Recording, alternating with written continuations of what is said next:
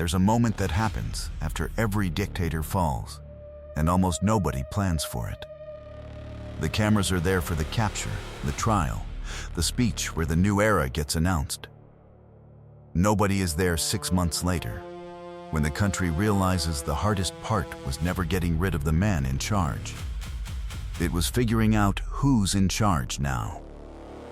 Venezuela is living that moment right now.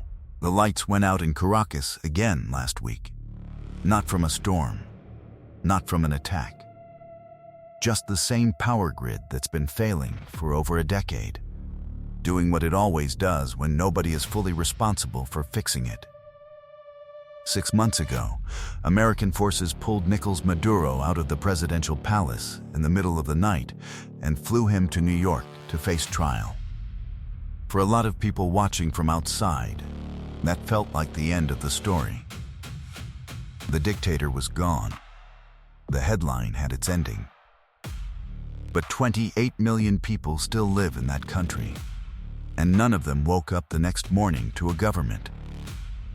They woke up to a vice president with no constitutional right to the office she's sitting in, a military command structure deliberately built to never unite behind anyone, and a foreign power occupying the airwaves with promises about oil deals, while the water still doesn't run in half the capital.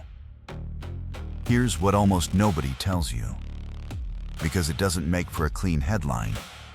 This isn't really a story about Venezuela.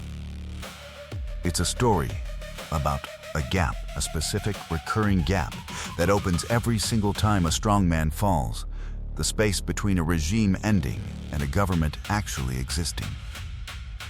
Sometimes that gap closes in months.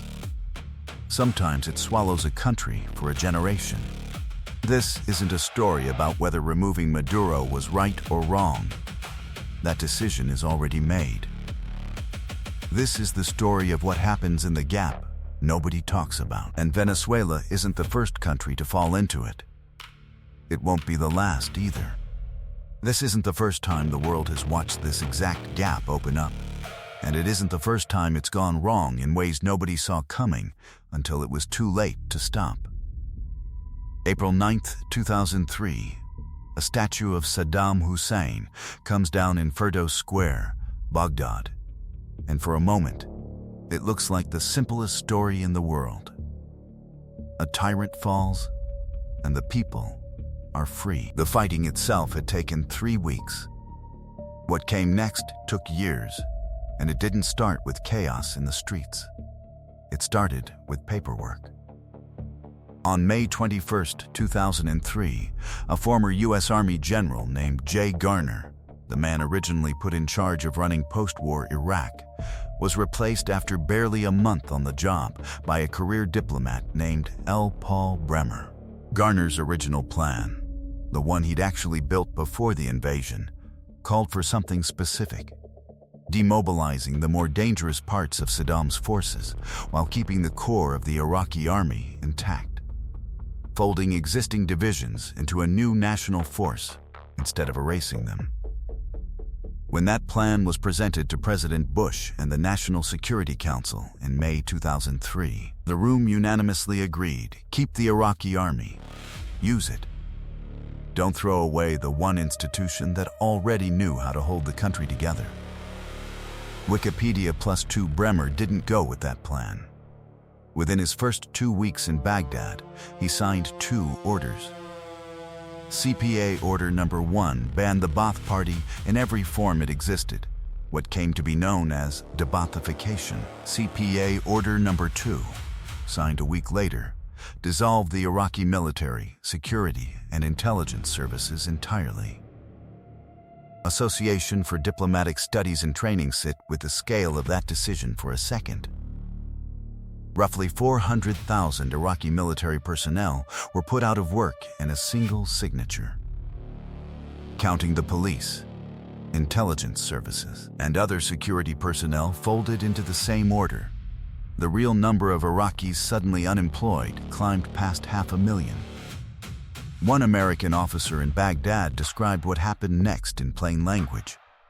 When they disbanded the military and announced that the coalition was now an occupying force, They created, overnight, a massive pool of armed, trained, humiliated men with nothing left to lose, and a government that had just told them they had no future in it. Wikipedia +2 Bremer's debathification order didn't stop at the top of the party either. It removed the top 3 layers of officials across every single government ministry, regardless of whether those individuals had been committed believers in the regime or simply people who joined the party, because in Saddam's Iraq, joining the party was the only way to keep a job. To Iraq's Sunni Arab community in particular, the message landed as something close to total exclusion from the country's new political order. And that perception of being permanently shut out hardened into one of the deepest sources of resistance to everything the new Iraq was trying to build. GMU Project on Middle East Political Science for 20 years afterward. American officials have pointed to those 2 orders, debathification and the dissolution of the army, as among the worst single decisions of the entire war. The spark that lit an insurgency, which would cost the lives of thousands of U.S. troops and hundreds of thousands of Iraqi civilians. And here's the detail that makes it worse, not better. For years, it wasn't even clear who inside the U.S. government had actually written and approved the orders in the first place.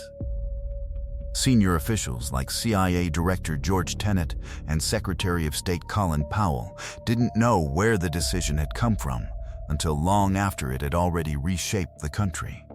The single most consequential decision of the entire post-war period was made with so little process that the people running American foreign policy couldn't explain it to each other. Foreign Affairs bunk 8 years after Baghdad. It happened again, almost exactly the same way, in almost exactly the same words. October 2011, Muammar Gaddafi is pulled out of a drainage pipe in his hometown of Sirte and killed in the street. 42 years of one-man rule end in a single afternoon, and the celebration in Tripoli looks just like the celebration in Baghdad 8 years earlier. Nobody in either crowd was thinking about what happens to a government's weapons when the government itself stops existing. In Libya, the answer was somewhere between 3,000 and 12,000 portable surface-to-air missiles, weapons built to bring down passenger aircraft that vanished from Libyan stockpiles and resurfaced years later in conflict zones across the Sahel, thousands of miles away, in the hands of groups nobody in Tripoli had ever heard of. Taipei times the pattern in Iraq wasn't accidental, and Libya should have reinforced that lesson rather than repeated it. Hundreds of weapons depots were looted within days of Baghdad's fall, flooding black markets with small arms, rocket-propelled grenades, and mortar rounds that ended up in the hands of actors far less predictable and far less deterrable than Saddam's old regime ever was, including a group that would eventually call itself the Islamic State, which rose in part out of the rubble of Iraq's dissolved institutions.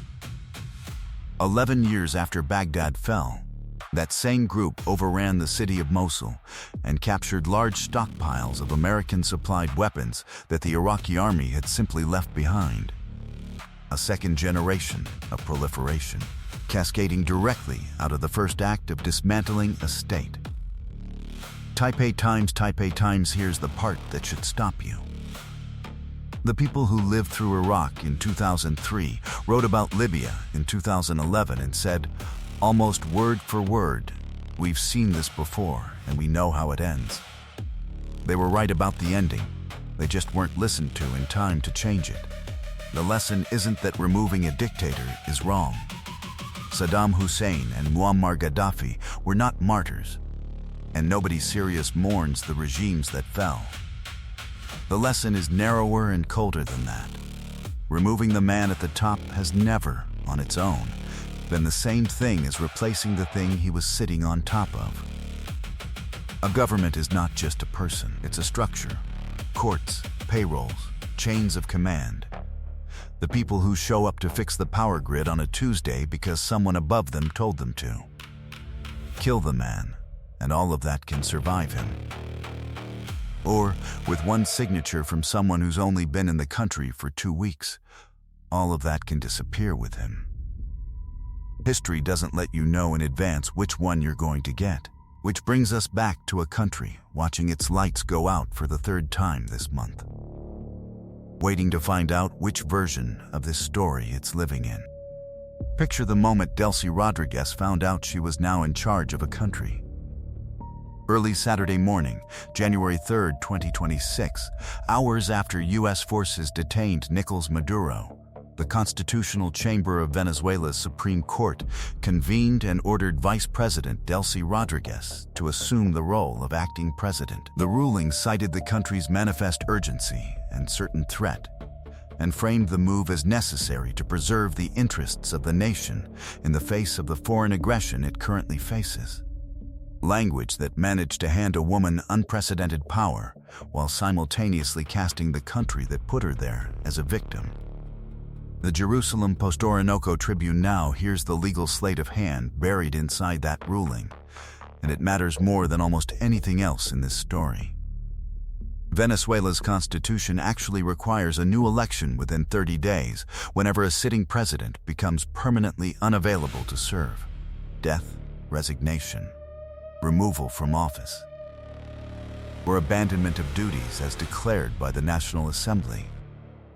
That exact process was followed rigorously in 2013 when Maduro's predecessor, Hugo Chavez, died of cancer.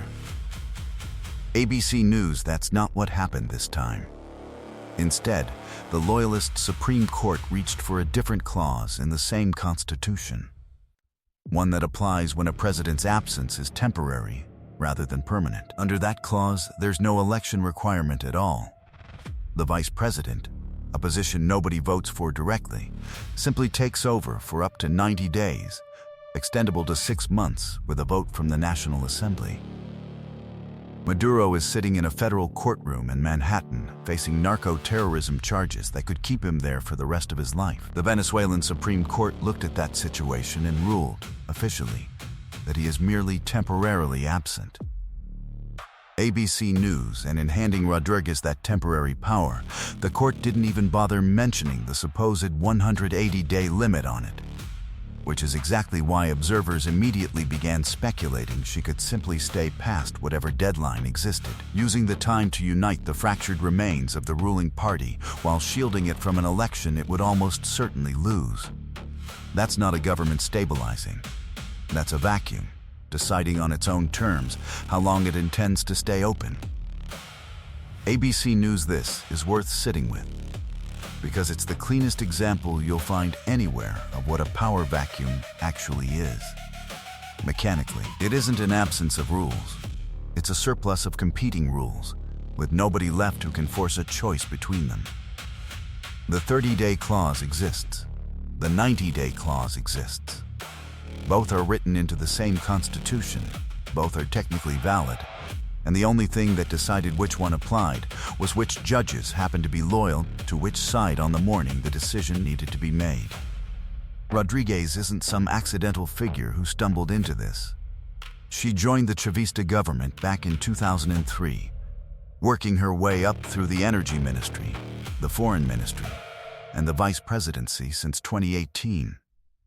And she's developed real relationships along the way, including with Republicans in the American oil industry and on Wall Street, who, by the way, were never enthusiastic about US-led regime change to begin with. She also has something that matters more than any of that in Venezuela specifically: a close personal relationship with the military, which has functioned for decades as the actual referee of the country's political disputes, regardless of what the Constitution says on paper. PBSPBs and the vacuum has been busy since. In March, Rodriguez fired her own defense minister, a man who had stood beside the Chavista movement for over a decade, and replaced him with a general who happened to be sanctioned by both the US and the EU for human rights abuses, but who wasn't technically under American indictment for drug trafficking like his predecessor was. The day after that, she didn't stop. She replaced the heads of the Army, Navy, Air Force, National Guard, and the country's Strategic Operational Command, all at once. That's not a transition settling into place. That's someone trying to weld a chain of command back together in real time, commander by commander, hoping the new combination holds where the old one might not. FDD here's what makes this different from a normal change of government.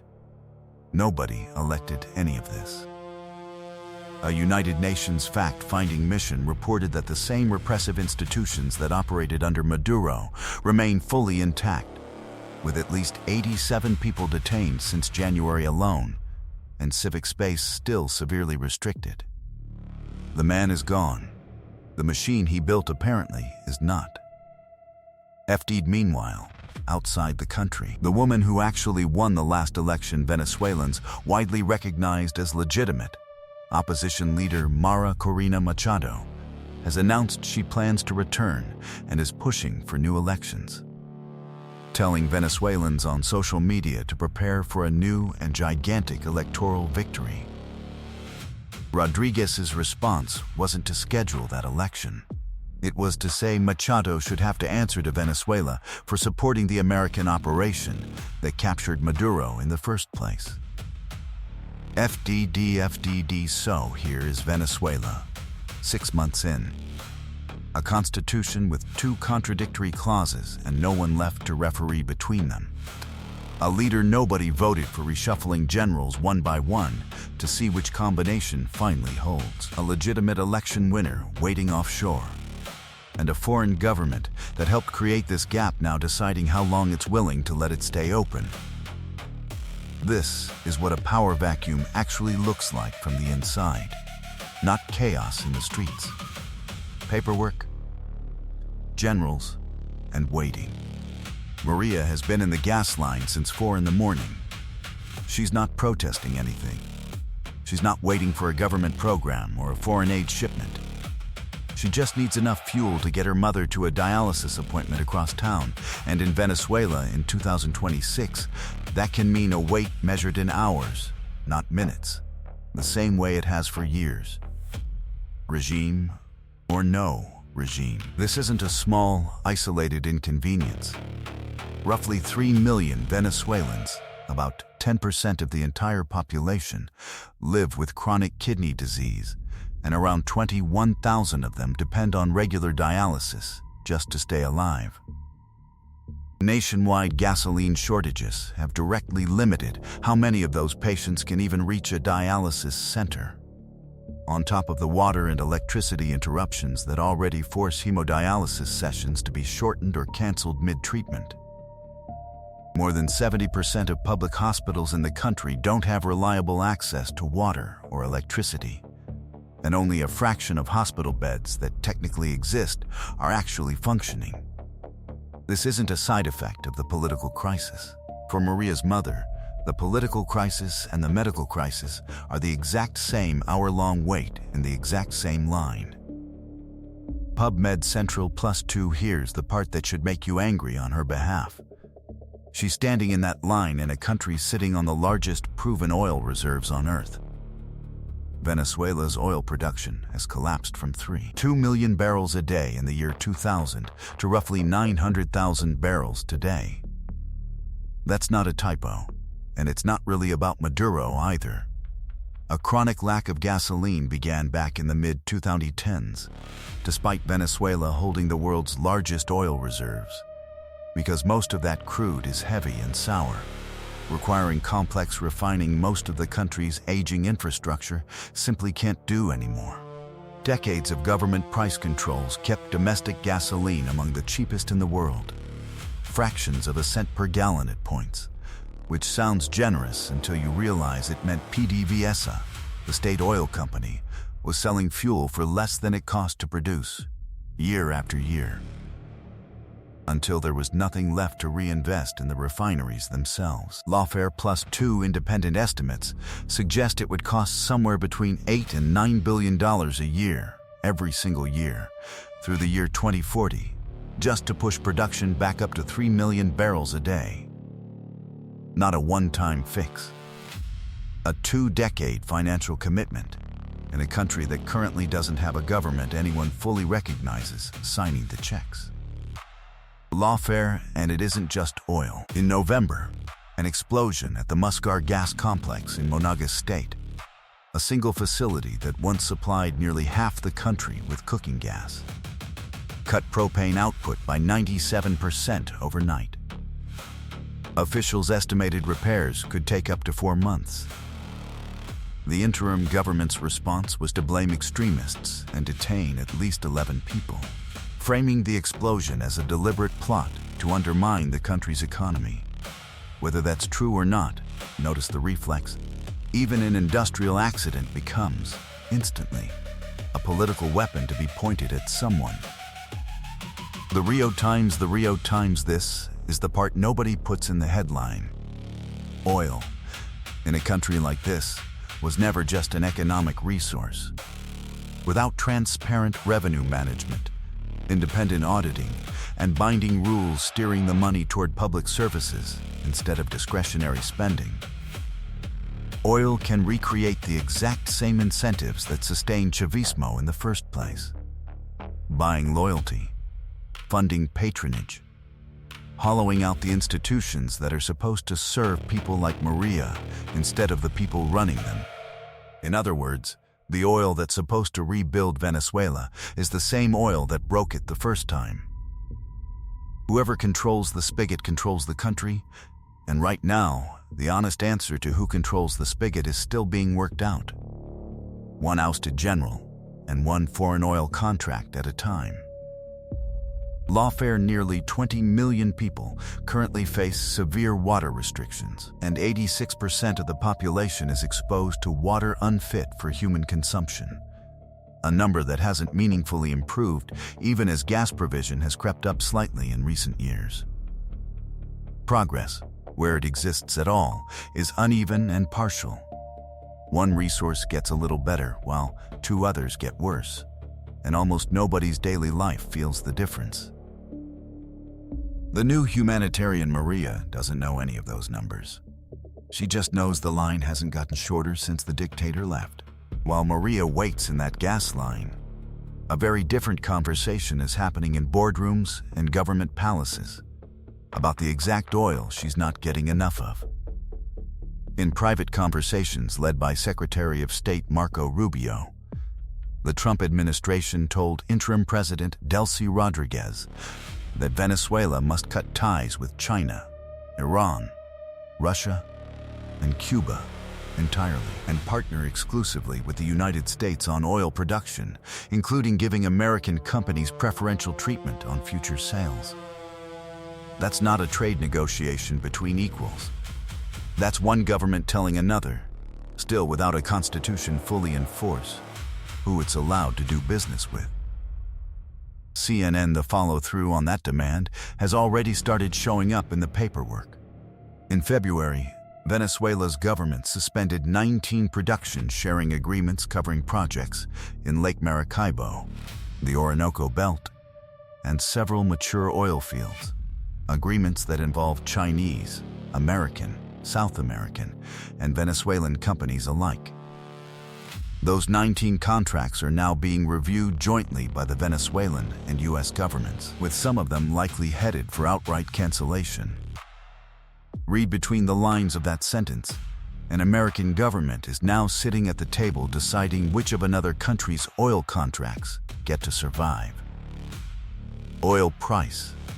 CalmOilPrice.com, meanwhile, the company that gets to keep growing, is the one that played the long game decades ago. Back in 2006 and 2007, Hugo Chavez forced every foreign oil company in the Orinoco Belt to convert their projects into joint ventures where PDVSA held a majority stake. ExxonMobil refused and got nationalized out of the country entirely, later winning arbitration against Venezuela. ConocoPhillips refused too, lost its assets, and also won a major arbitration case afterward. Chevron took the deal, accepted the worst terms, and simply stayed, through Chez, through Maduro, and now into whatever comes next. 20 years of patience is paying off. In April 2026, Chevron announced an asset swap with PDVSA that increased its stake in the Petro-Independencia joint venture to 49% and handed it development rights over the adjacent Ayacucho 8 area in the Orinoco Belt. The signing ceremony for that deal happened at Miraflores Palace itself, with interim President Rodriguez standing alongside Chevron's Venezuela president and American officials in the room. Chevron is now targeting up to 50% production growth from its Venezuelan operations within 2 years. Euronews +3 here's the part that surprises people. The United States doesn't actually need Venezuelan oil to fuel itself. America already produces more oil than almost anywhere on Earth. What it needs is the specific kind of oil Venezuela produces, heavy, sour crude that decades-old refineries along the Gulf Coast were custom-built to process, and that American shale simply doesn't make. So this was never really about scarcity. It's about which refineries run efficiently, which companies profit from that efficiency, and which foreign governments get cut out of the profits entirely. Fox Business Trump's own advisors have been blunt about the larger message this sends. Both Russia and China may read Washington's willingness to bypass international norms in Venezuela as license to do the same elsewhere. Moscow has already shown its hand in Ukraine, and Beijing has spent years signaling its intentions toward Taiwan. The argument the U.S. has used for decades to discourage exactly that kind of land grab now carries a lot less weight, coming from a government that just did something similar in its own hemisphere. Time so the oil beneath Venezuela isn't just fuel anymore, it's leverage. And it's a message being sent to Moscow and Beijing in the language both of them understand best: contracts, barrels, and who gets cut out of the room. Maria doesn't get a vote on any of it. She just gets to find out, line by line, gas station by gas station, who won. There's a version of this story where the gap closes badly in a completely different way, not with weapons flooding into black markets or oil contracts changing hands, but with something quieter. A government that simply stops being believed in by the very people meant to defend it. On August 15, 2021, Afghan President Ashraf Ghani fled Kabul by helicopter to Uzbekistan. Just days earlier, he had sworn he would die before abandoning his people. Within hours of him leaving, Taliban fighters were sitting comfortably at his own desk. What makes this different from Iraq or Libya is the speed and the reason behind it. The collapse wasn't a technical failure. It wasn't about better equipped soldiers winning a fair fight. The Afghan security forces, by most serious accounts, fell apart for political reasons. They believed they had nothing left to fight for, because the government above them had lost its legitimacy in the eyes of the people it claimed to represent. Journal of Democracy, the numbers make the speed of it almost impossible to process. The Taliban had been steadily gaining ground in rural Afghanistan for months, but the pace at which it regained control of the entire country still managed to surprise nearly every observer watching it happen in real time. On August 15th, Taliban forces entered Kabul completely unopposed. House of Commons Library investigators who studied the collapse afterward pointed to a government that had centralized power around a narrow, hand-picked circle of loyalists, weakened by years of corruption and a legitimacy crisis that predated the final collapse by years, not days. It wasn't sudden. It was decades of small cracks that nobody outside the system was watching closely enough to notice, until the entire structure gave way at once. And contrary to a lot of the popular narrative that emerged afterward, Afghan forces didn't simply surrender without a fight everywhere. In many places, they fought and died defending positions, sometimes so heavily that losses outpaced their own ability to evacuate the wounded from the battlefield. Over just the first 10 days of August 2021, the Red Cross alone treated more than 4,000 wounded Afghans. The image of total, instant collapse that made it into most headlines wasn't the whole truth. Some of the country fought hard. It just didn't matter, because the structure holding it together from above had already hollowed out. Responsible statecraft West Point, a retired U.S. general who watched the whole thing happen, put it about as bluntly as anyone has. "Everyone just flipped their cards overnight," he said. The exact same way an entire previous Afghan government had collapsed decades earlier, once people inside it decided it simply wasn't worth defending anymore. That's the version of the gap that doesn't make headlines the way looted weapons depots do. No chaos in the streets, no arms markets, no dramatic images of stockpiles vanishing, just an entire structure of government, quietly, deciding among itself that it no longer believes in itself, and evaporating almost overnight once that belief is gone. Cigar 3 countries, 3 different decades, 3 completely different reasons the gap opened. Iraq lost its weapons, dismantled by a single signature from a man who'd been in the country 2 weeks. Libya lost its weapons and its borders. The exact same mistake repeated 8 years later by people who'd read the case study and ignored it anyway. Afghanistan didn't lose a battle at all. It lost its own belief in itself, slowly for years, until the loss became visible in a single afternoon. 3 different doors into the exact same room. A country with no one fully in charge, waiting to find out who walks through next. If you've made it this far, you've probably noticed this channel doesn't do quick takes. We go deep into the mechanism behind the headline every single time, because the mechanism is usually more interesting than the headline ever was. If that's the kind of channel you want more of, the subscribe button is right there, and it costs you nothing. So which door does Venezuela walk through? That's the question nobody outside the country gets to answer. But there are people inside it who might, and the honest answer isn't as simple as picking the best case story or the worst case one. So is this gap going to close well or close badly? Here's where we have to be honest. Nobody actually knows yet, and anyone who tells you they're certain in either direction is selling something. The optimistic case has real numbers behind it, not just hope. In late January 2026, the first face-to-face survey conducted since the U.S. intervention found Venezuelans overwhelmingly optimistic. 83% of them, and a majority believed elections should happen within a year.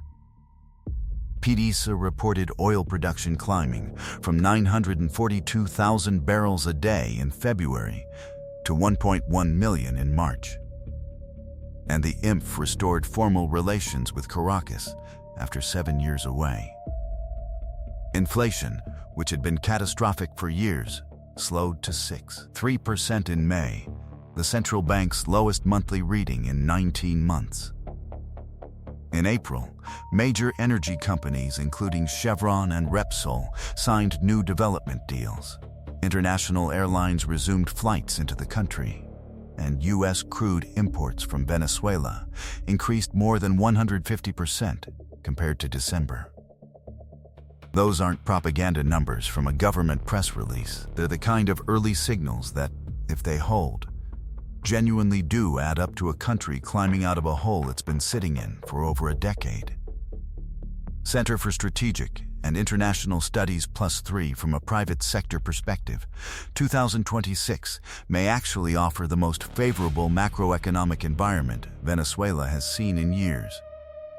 Growth, increased access to foreign currency, lower exchange rate volatility, and expanding demand, all of which could support real investment and the reactivation of projects that have been stalled for a decade. If you wanted to write the optimistic version of this story, the early chapters are already written. America's quarterly The Pessimistic Case has just as much evidence. And it isn't speculation either. Defense Minister Vladimir Padrino López, and Interior Minister Diosdado Cabello, hardliners from the old regime, remained in control on the ground for months, embedded in a system of corruption and patronage, with little incentive to give up power without guarantees of amnesty and protection. An analyst at Rystad Energy went so far as to predict Venezuela was more likely to resemble post-Gaddafi Libya than a clean democratic transition, given the lingering support for Chavismo and the rival opposition factions competing for power from exile. Trump has publicly said Venezuela wouldn't know how to have an election right now, placing his backing squarely behind Rodriguez, who has since announced her own presidential candidacy, even though Washington and the opposition remain completely unaligned on any electoral timeline, and the U.S. hasn't specified one of its own. The Rio Times +2 and the man Washington seems to be betting on isn't necessarily the one the polls favor. That same January survey found that if an election were held immediately, Machado's coalition would beat Delcy Rodriguez's 67% to 25%. Washington is negotiating with the 25%. And Venezuela's own history offers a real cautionary tale here. Past oil windfalls were routinely absorbed through short-term spending and consumption, rather than used to strengthen institutions or build anything that would outlast the boom, which is exactly the same pattern that's showing early signs of repeating now. Center for Strategic and International Studies Americas quarterly economist Ricardo Hausman has put the contradiction about as sharply as anyone. If Trump says he has Venezuela under control, he has to guarantee Machado's freedom and security, and her continued absence from the country, he argues, is itself evidence that the authoritarian system remains fully intact underneath whatever economic reforms are happening on the surface. Even the oil numbers come with an asterisk. According to the Dean of Economics at the Catholic University of Caracas, activity in the sector is now nearly impossible to verify from the outside, since the U.S. hasn't made transparent regular payments for Venezuelan oil, which makes every forecast about prices, employment, and public spending built on those numbers fundamentally unreliable.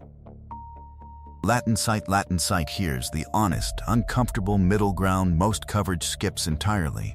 Both of these things are true at the same time, in the same country, in the same 6 months.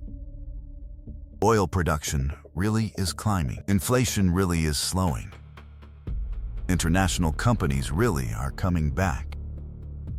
And the security forces who'd have to actually hand over power to whoever wins a real election still have every personal incentive not to.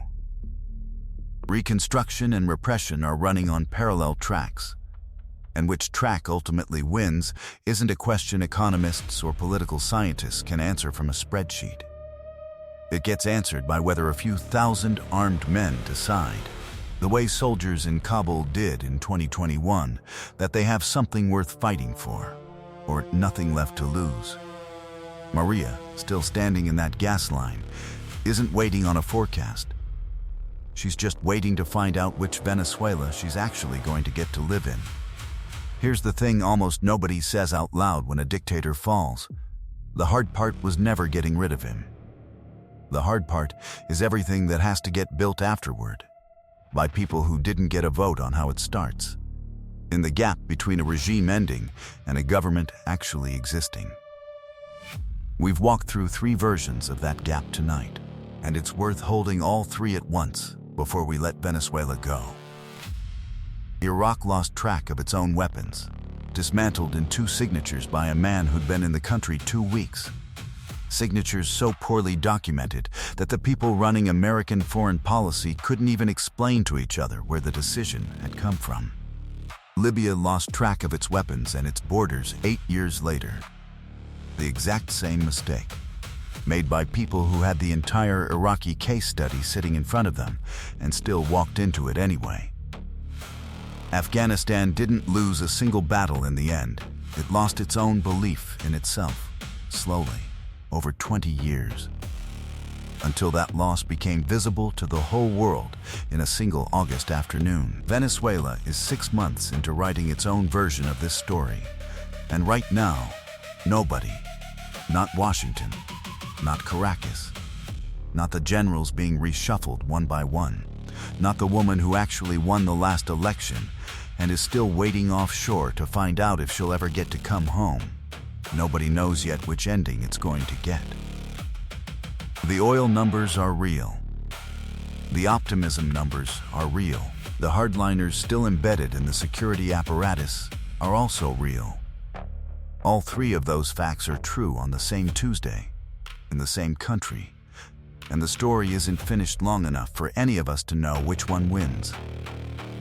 What we do know, from every single version of this gap we've looked at tonight, is this: removing a dictator has never once been the hard part. The hard part is always what comes after the cameras leave, when 28 million people wake up to find out who's actually in charge of fixing the lights, and whether the answer to that question gets decided by an election, by a general's loyalty, or simply by which side still believes it has something worth defending.